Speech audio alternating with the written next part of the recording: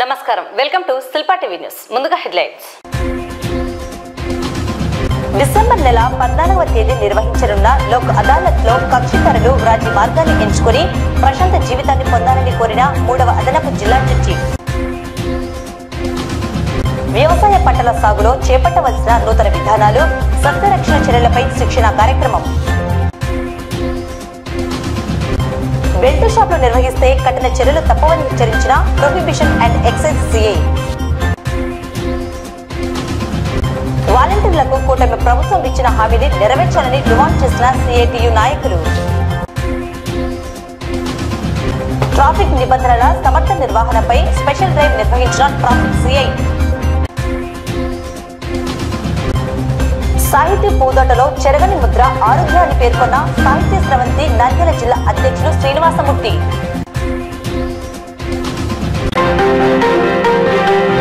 ప్రజలు క్షణికావేశాలకు లోనై ఒకరిపై ఒకరు కేసులు నమోదు చేసుకుని కోర్టుల చుట్టూ తిరుగుతూ మానసికంగా ఆర్థికంగా నష్టపోతూ కాలం వృధా చేసుకుంటున్నారని అటువంటి వారు డిసెంబర్ నెల 14వ తేదీ నిర్వహించనున్న జాతీయ మెగా లోక్ అదాలత్ నందు రాజీ మార్గాన్ని ఎంచుకోవాలని కోరారు. ఈ మేరకు నంద్యాల సబ్ డివిజన్ పరిధిలోని పోలీస్ అధికారులతో సమావేశం నిర్వహించి లోక్ అదాలత్ ద్వారా అత్యధికంగా కేసులను రాజీకి ప్రయత్నించాలని సూచించారు.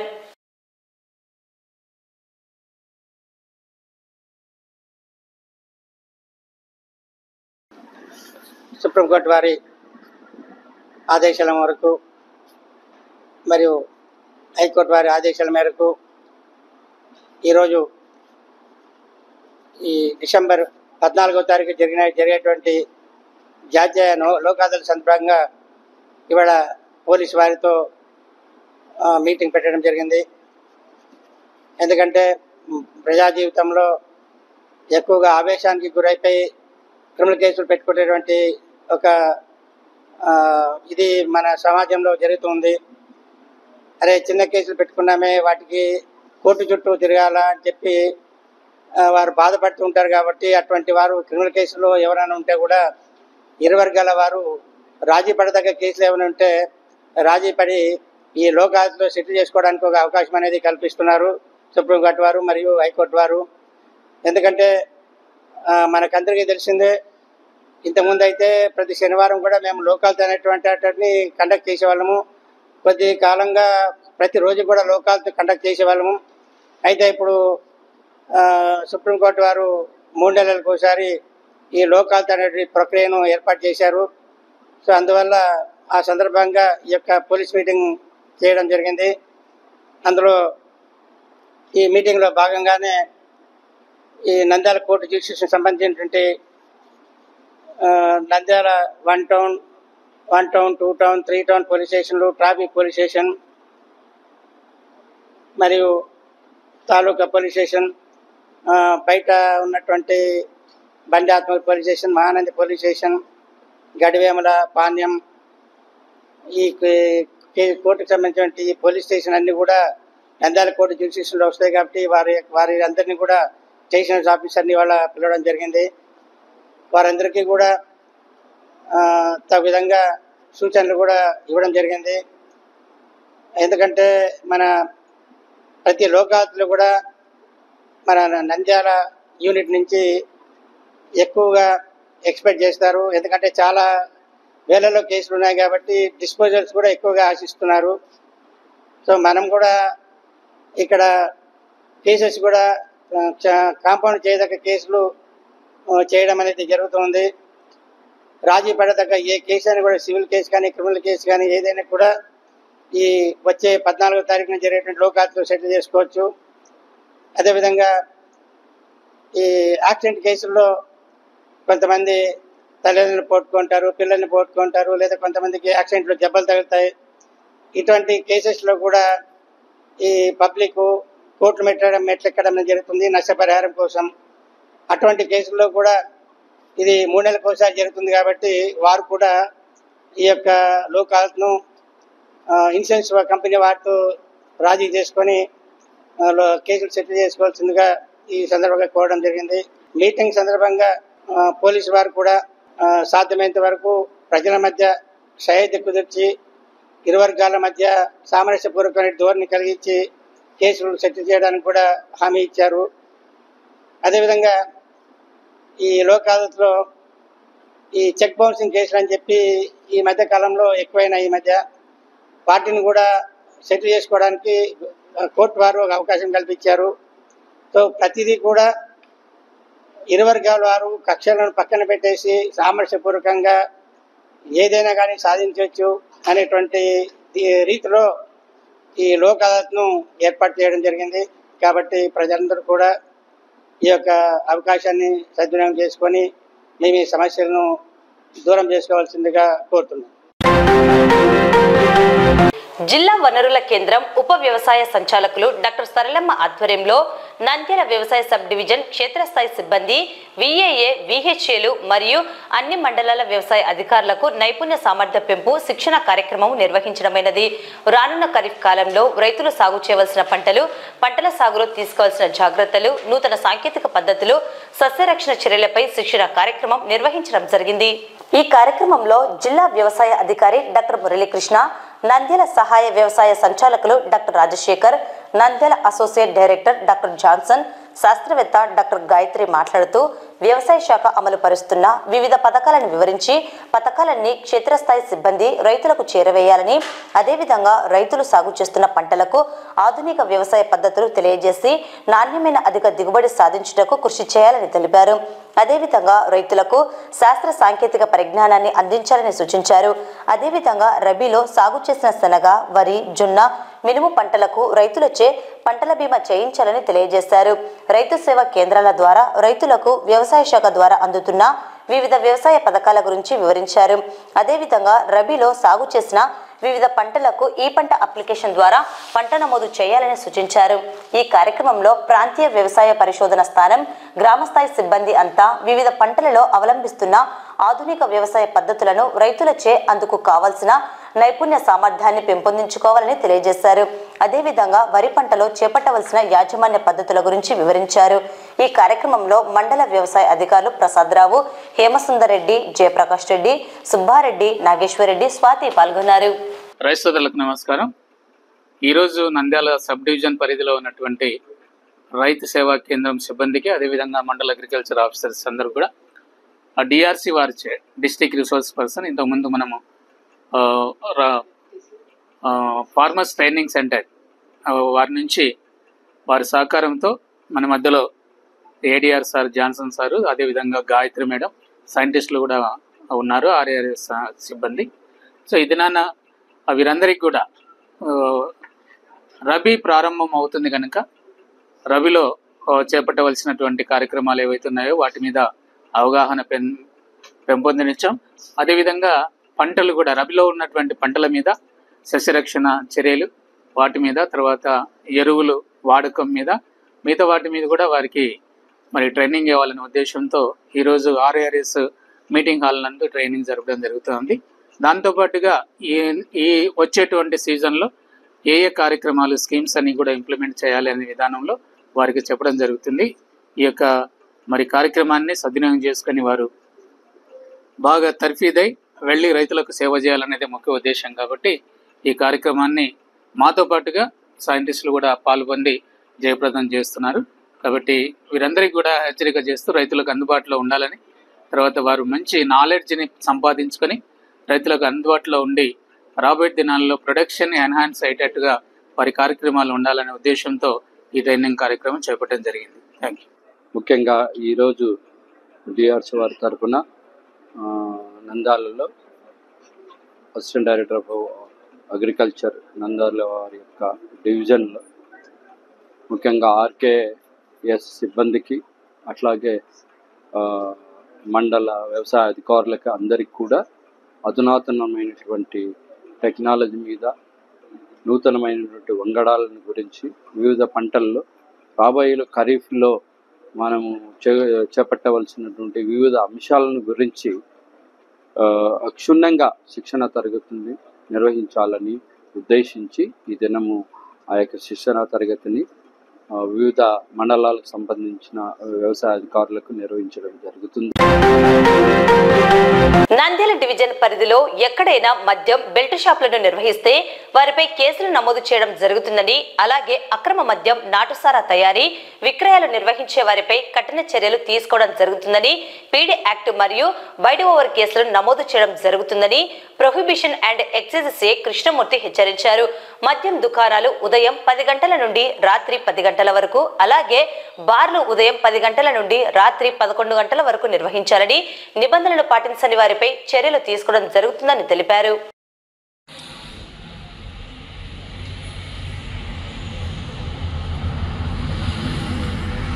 విలేకరుల సమావేశం ముఖ్య ఉద్దేశము గత కొత్త మద్యం షాపు పాలసీ 2024-2026 సంవత్సరానికి సంబంధించి దాదాపు 2 months వస్తుంది.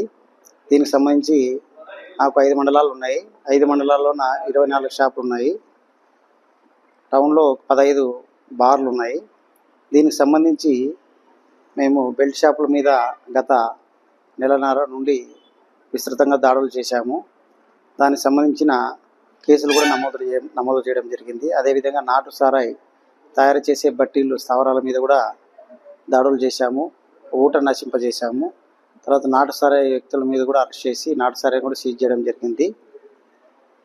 అదేవిధంగా బైండ్ ఓవర్ కేసులు కూడా నమోదు చేశాము. బైండ్ ఓవర్ కేసులు కూడా నాటు సారాయిలో పాత ముద్దాయిలు, బెల్ట్ షాపులు అమ్మే పాత ముద్దాయిలు, వాళ్ళ మీద కూడా మేము కేసులు నమోదు చేసి తహసీల్దారులు ఎదుట హాజరుపరచడం జరిగింది.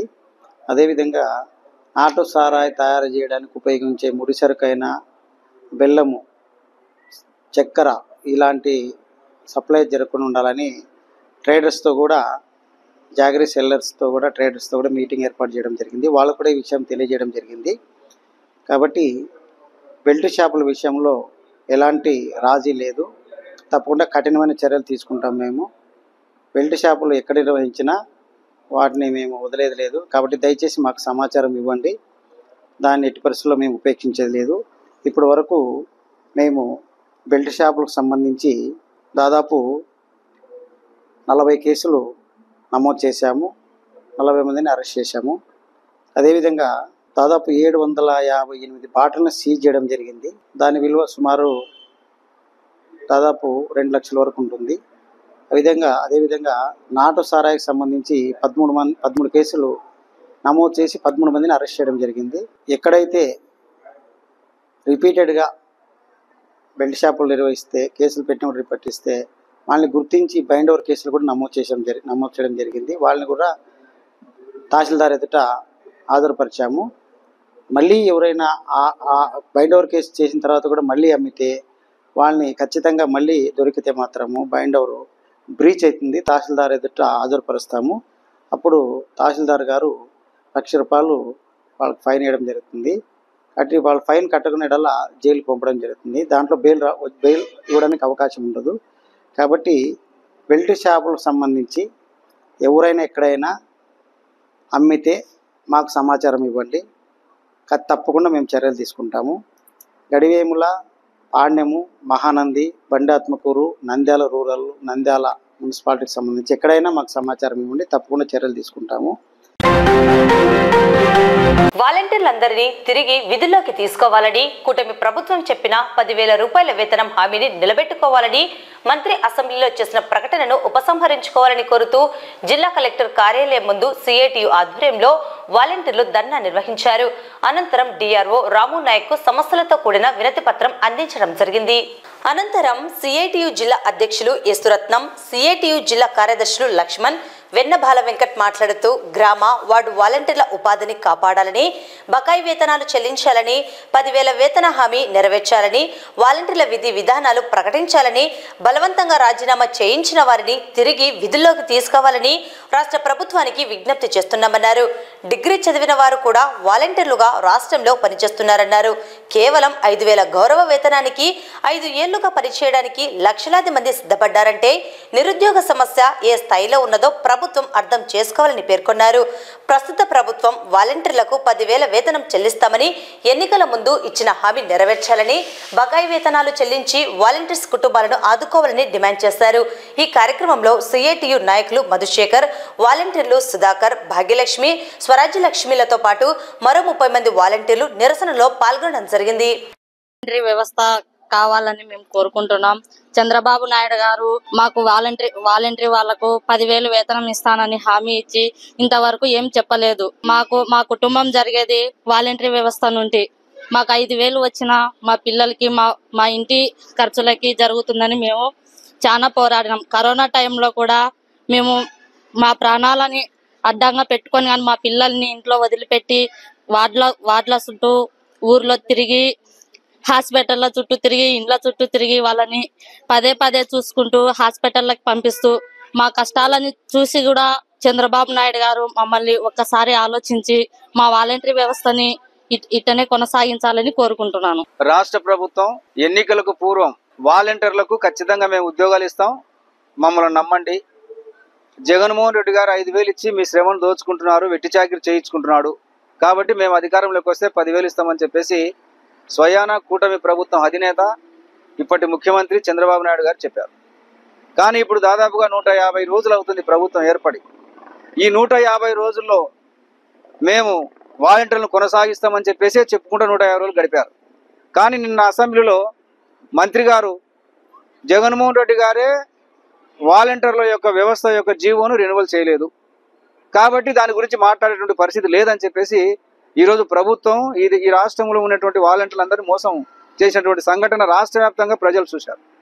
ఎంచేతనంటే వాలంటీర్ వ్యవస్థ మేము కూడా కొనసాగిస్తాం, మా అజెండాలో ఉంది, మేము ఖచ్చితంగా నెరవేరుస్తాం, మేము 10,000 జీతం ఇస్తామనేటువంటి ముఖ్యమంత్రి అసెంబ్లీ సాక్షిగా ఒక మంత్రి వాలంటీర్ వ్యవస్థ పైన మాట్లాడుతూ ఉంటే దానిపైన ఖండన కానీ లేకపోతే హామీ కానీ ఇవ్వకుండా ఈరోజు రాష్ట్ర వ్యాప్తంగా ఉన్నటువంటి వాలంటీర్లను అవమానం చేసినట్టుగా ఈరోజు మేము సిఐటిగా ఈ ప్రభుత్వాన్ని చెప్తున్నాం.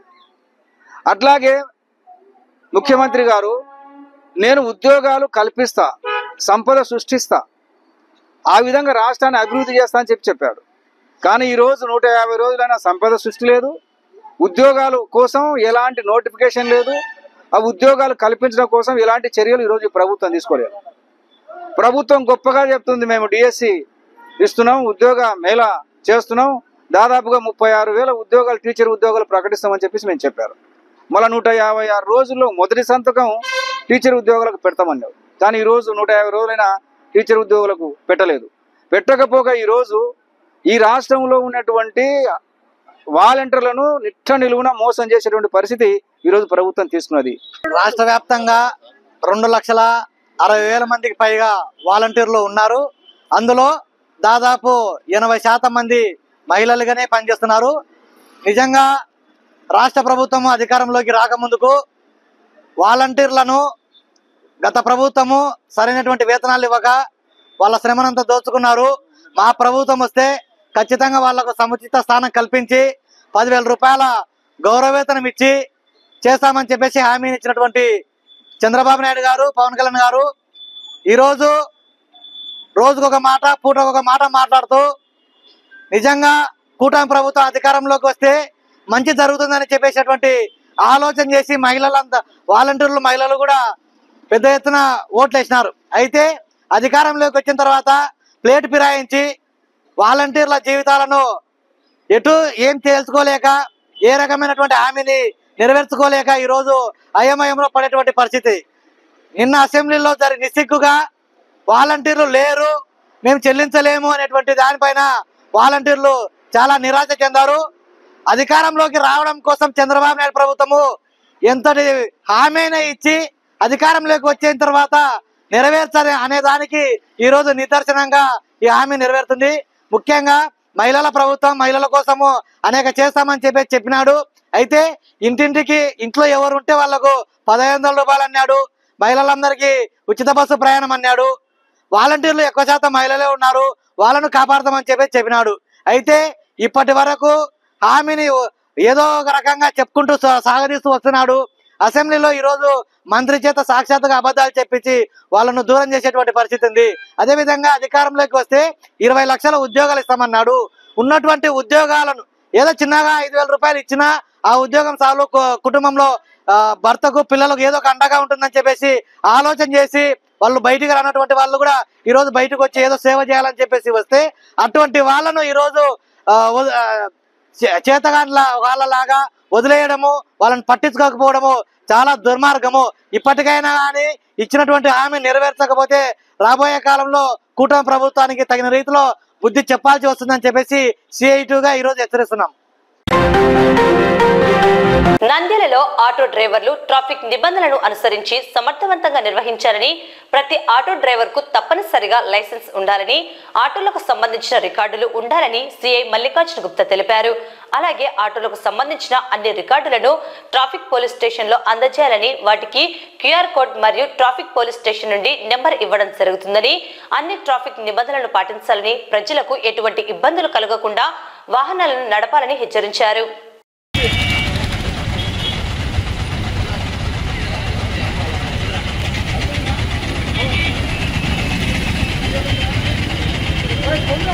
నంద్యాల టౌన్లో ఈరోజు ఆటోల మీద స్పెషల్ డ్రైవ్ చేయడం జరుగుతుంది. సుమారుగా మేము ఒక నెల నుంచి చెప్తా ఉన్నాం, ఆటో డ్రైవర్లంతా లైసెన్స్ అవి పెట్టుకోవాలని. ఆ లైసెన్సులు చెక్ చేస్తున్నాము. అదేవిధంగా ట్రాఫిక్ పోలీస్ స్టేషన్కి వచ్చి బండి రికార్డ్స్ అంతా సబ్మిట్ చేసి బండికి ట్రాఫిక్ పోలీస్ స్టేషన్ నెంబర్ తీసుకోవాలా. ఆ నెంబర్ 3 years వ్యాలిడిటీ ఉంటుంది. దాని మీద QR కోడ్ ఉంటుంది. ఆ QR కోడ్ స్కాన్ చేస్తే మీ డేటా అంతా వస్తుంది. అది 3 years వ్యాలిడిటీ ఉంటుంది కాబట్టి ఓల్డ్ నెంబర్ ఉన్న వాళ్ళు కూడా వచ్చి కొత్త నెంబర్ వేయించుకోవాలా. స్టిక్కర్లు కూడా 4 స్టిక్కర్లు ఇస్తారు. ప్రతి బండికి 4 వైపుల స్టిక్కర్లు అంటించుకోవాలా. తర్వాత మీకు ఒక ID కార్డు ఉంటుంది. మీ బండికి ఒక చార్ట్ ఉంటుంది. ఆ చార్ట్ కూడా ఇస్తారు. కంపల్సరీ ఇవి ఆటోలో ఉండాలా. ఆటో డ్రైవర్కి కంపల్సరీ లైసెన్స్ ఉండాలా. మీ ఓనర్లకు కూడా మేము చెప్పేది ఏమంటే, డ్రైవింగ్ లైసెన్స్ ఉన్న వ్యక్తికే బండి ఇవ్వండి. డ్రైవింగ్ లైసెన్స్ లేని వ్యక్తికి బండి ఇస్తే ఏదన్నా ప్రమాదం జరిగిందనుకోండి, మీరు ఎటువంటి ఇన్సూరెన్సులు కానీ ఏవి కానీ క్లెయిమ్ కావు, ఇబ్బంది అవుతుంది.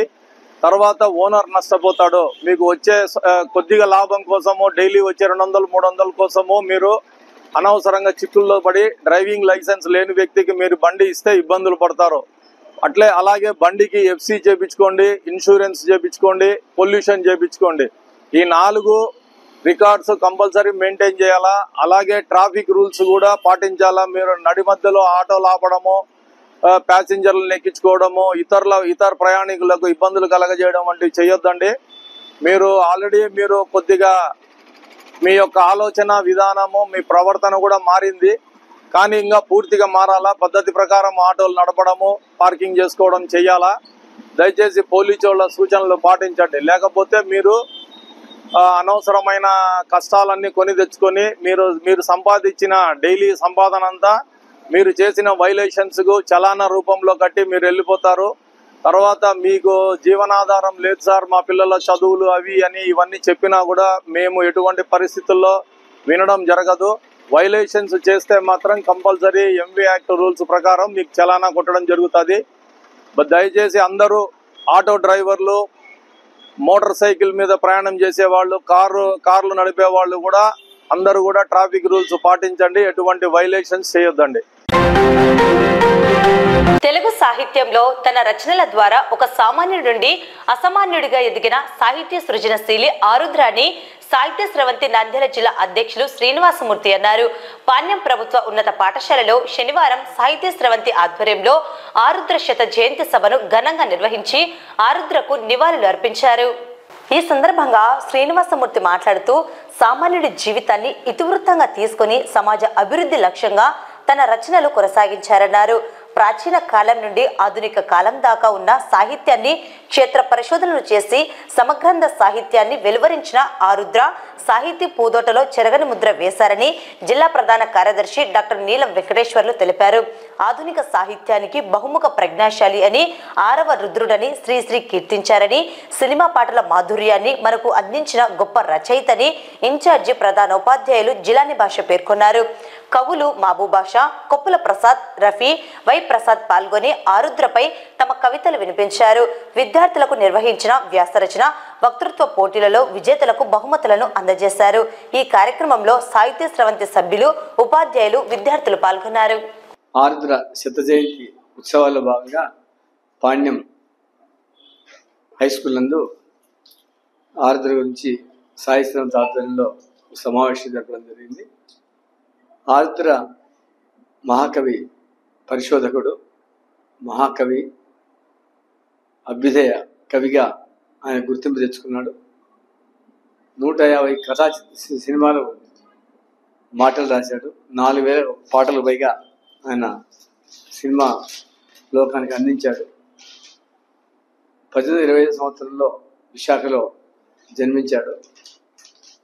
దాదాపు 80-90 సంవత్సరాల దాకా, 70-78 సంవత్సరాల దాకా బతికాడు. ఏమైనా కూడా ఆరుద్ర మహాకవి సామాన్యుడి యొక్క జీవితాన్ని తన ఇతివృత్తంగా తీసుకొని రచన చేశాడు. భావకవిగా కాకుండా ప్రత్యక్షంగానే స్ట్రైట్గానే అభ్యుదయ కవిగా వచ్చాడు. శ్రీశ్రీ తర్వాత ఆరుద్రనే అంతటి కోవలో నిలిచినవాడు. ఆరుద్ర గారి శత జయంతి ఉత్సవాలు సాహితీ శ్రవంతి జిల్లా అధ్యక్షులు శ్రీనివాసమూర్తి గారి ఆధ్వర్యంలో ఘనంగా నిర్వహించడం జరిగింది. సాహితీమూర్తులకు, సాహితీ ప్రియులకు అందరికీ ఆరుద్ర గారి శత జయంతి శుభాకాంక్షలు తెలియజేసుకుంటున్నాను. ఆ సందర్భంగా నా కవితా శీర్షిక ఆరుద్ర గారి జీవిత విశేషాలు. అలుపెరుగని సాహితీవేత్తకు శత జయంతి శుభాకాంక్షలు. అలుపెరుగని సాహితీ పరిశోధకునికి శత జయంతి శుభాకాంక్షలు. అభ్యుదయ సాహిత్యములో పరిచయం అవసరం లేనటువంటి రచయిత ఆరుద్ర గారు.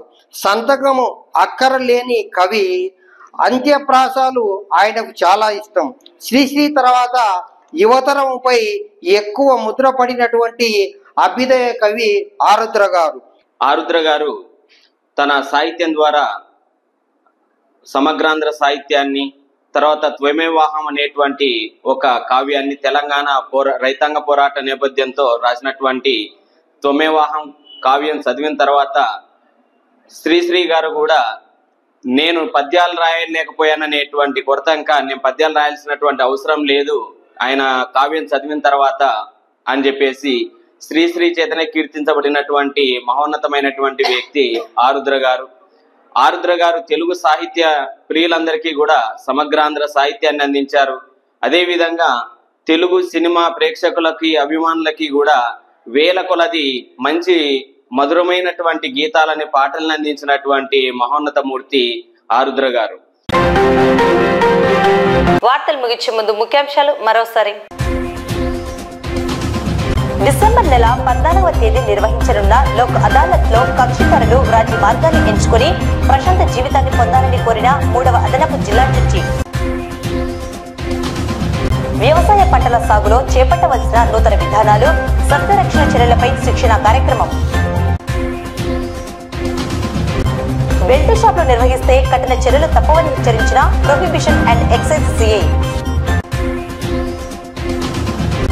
వాలంటీర్లకు కూటమి ప్రభుత్వం ఇచ్చిన హామీని నెరవేర్చాలని డిమాండ్ చేసిన సిఐటియు నాయకులు. ట్రాఫిక్ నిబంధనల సమర్థ నిర్వహణపై స్పెషల్ డ్రైవ్ నిర్వహించిన ట్రాఫిక్ సిఐ. సాహితీ పూదోటలో చెరగని ముద్ర ఆరుద్ర అని పేర్కొన్న సాహిత్య స్రవంతి నంద్యాల జిల్లా అధ్యక్షులు శ్రీనివాసమూర్తి. ఈ వార్తలు ఇంతటితో సమాప్తం. నమస్కారం.